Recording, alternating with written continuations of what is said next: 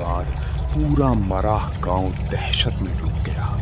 हर रात दलदल की तरफ से अजीब आवाजें आने लगीं। कभी किसी के रोने की, कभी कफन घिसटने की और कभी किसी के धीरे धीरे हंसने की। गांव वालों ने शाम होते ही अपने दरवाजों पर लाल रंग से नए निशान बनाने शुरू कर दिए।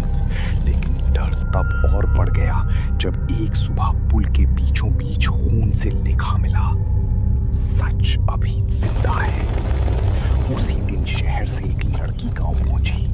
उसका नाम था आयशा। वो एक पत्रकार थी और रिहान की मंगेतर भी।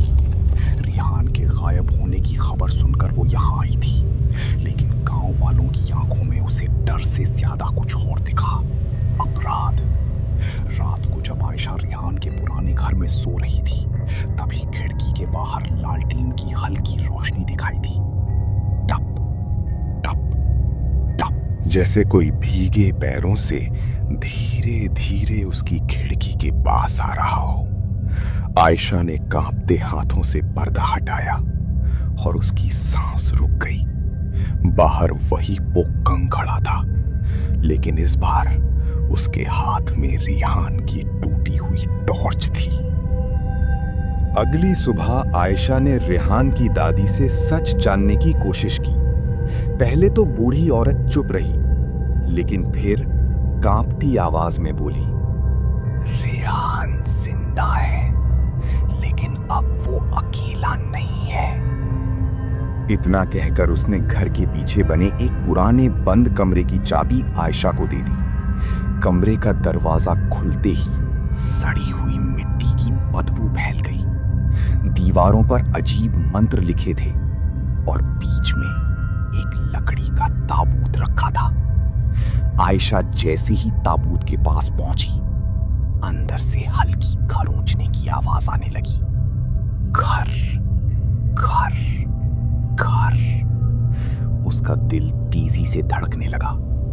धीरे धीरे उसने ताबूत खोला। अंदर रिहान की शर्ट पड़ी थी, पूरी खून से सनी हुई। लेकिन असली डर अभी बाकी था। तभी कमरे की दीवार पर खुद ब खुद खून उभरने लगा। दलदल ने उसे वापस भेज दिया है। अचानक पीछे से दरवाजा जोर से बंद हो गया और कमरे के अंधेरे कोने में दो लाल आंखें चमक उठी। उस रात गांव में अचानक बिजली चली गई। पूरा मराह अंधेरे में डूब गया। फिर दूर पुल की तरफ से घंटियों की आवाज आने लगी, टन टन टन। आयशा ने खिड़की से बाहर देखा और उसका खून जम गया। दलदल से सफेद कफन पहने लोग निकल रहे थे। दर्जनों पोकंग धीरे धीरे गांव की तरफ बढ़ रहे थे। उनके हाथों में पुरानी लालटेनें थीं और हर लालटेन के अंदर नीली आग जल रही थी। गांव वाले डर के मारे घरों में छिप गए। लेकिन तभी आयशा ने भीड़ के बीच एक चेहरा देखा। वो रिहान था। उसकी आंखें पूरी काली हो चुकी थी और उसके पैरों से दलदल का काला पानी टपक रहा था।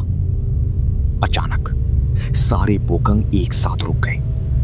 फिर उन्होंने अपनी गर्दनें धीरे धीरे आयशा की तरफ घुमा दी।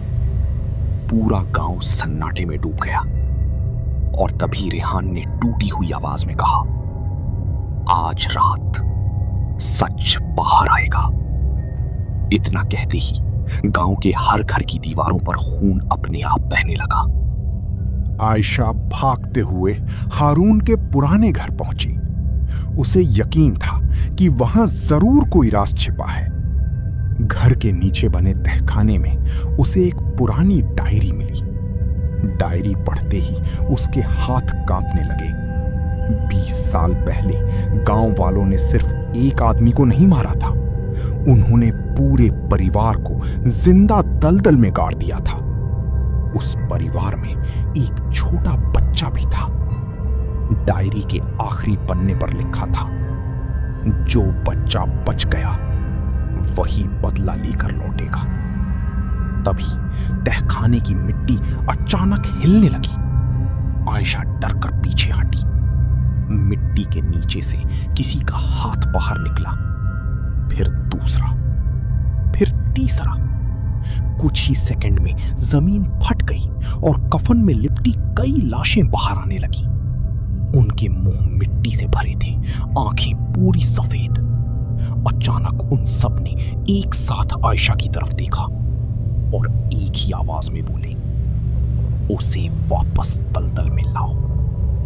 तभी पीछे से किसी ने आयशा के कंधे पर हाथ रख दिया। आयशा कांपते हुए पीछे मुड़ी और सामने रिहान खड़ा था, लेकिन अब उसका चेहरा इंसानों जैसा नहीं रहा था। उसकी त्वचा सड़ चुकी थी, आंखों से काला पानी बह रहा था और उसके शरीर से दलदल की बदबू आ रही थी। रिहान धीरे धीरे बोला, दलदल भूखा है। अचानक तहखाने की सारी दीवारें कांपने लगी। ऊपर गांव में लोगों की चीखें गूंजने लगी। आयशा बाहर भागी और जो नजारा उसने देखा उससे उसकी चीख निकल गई। पूरा मराह गांव दलदल में धंस रहा था। घर, पेड़, लोग सब काले कीचड़ में समाते जा रहे थे। मराह पुल के ऊपर दर्जनों पूकम खड़े थे। उनकी लाल आंखें अंधेरी में चमक रही थी। फिर अचानक सारे पूकम धीरे धीरे पानी में डूबने लगे। सबसे आखिर में रिहान खड़ा था। उसने आखिरी बार आयशा की तरफ देखा और मुस्कुराया। अगले ही पल वो भी दलदल में समा गया। आज भी कहते हैं, अगर कोई आधी रात मराह पुल पर जाए तो अंधेरी में लालटेन लिए एक आदमी जरूर दिखाई देता है और फिर पीछे से आवाज आती है, दलदल अभी भी भूखा है।